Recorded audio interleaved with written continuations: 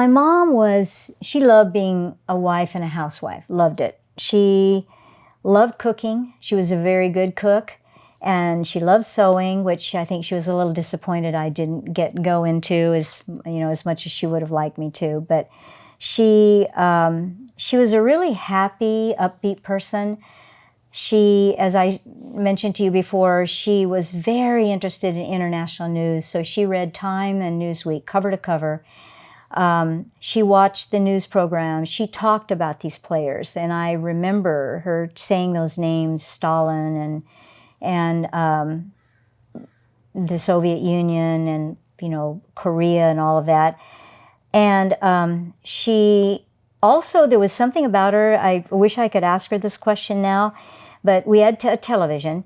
And if she thought when Jimmy and I were changing channels that it was a soap opera, she would run in there screaming. She hated soap operas. She would never let us watch them. We had no interest anyway. I still don't to this day. But I wish I could ask her why. Like, did she see them when she was young, or did she just hear about it? Well, she wouldn't have seen them because TV came in. We had our first TV in 1951. So somehow she thought those were just too sleazy, and she didn't want us watching them. I just remember that. So she was very worldly. Very worldly, and just a loving mom, really there for us. I thought she really emotionally was very concerned, protective, interested, and so was Jim Benedict.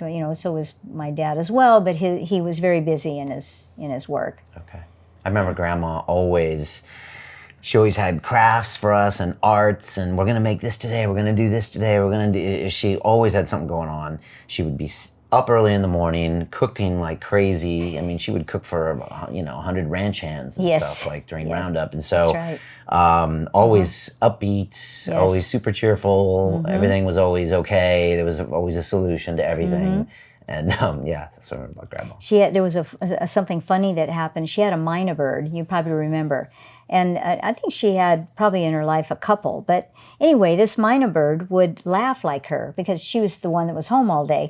And so when it would laugh, it sounded like her, and then whenever and they're very smart birds, so when she would talk, it would have her voice. So one day, Grandpa's brother came to the door, Uncle Sam, and he knocked on the back door. Nobody locked their doors in those days in Casa Grande, Arizona. And he knocked on the door, and he heard Lois's voice, "Come in!" And he goes in, and she's not there. You remember the house. You walk into the dining and kitchen area and the living room are all there, and she's not there. But she said, "Come in." And so he called out, "Lois," and she was in the back bedrooms and came out, and she says, "Oh, Sam, you're here." And he said, "Well, you said come in," and she said, "No, that was the bird." So that really happened.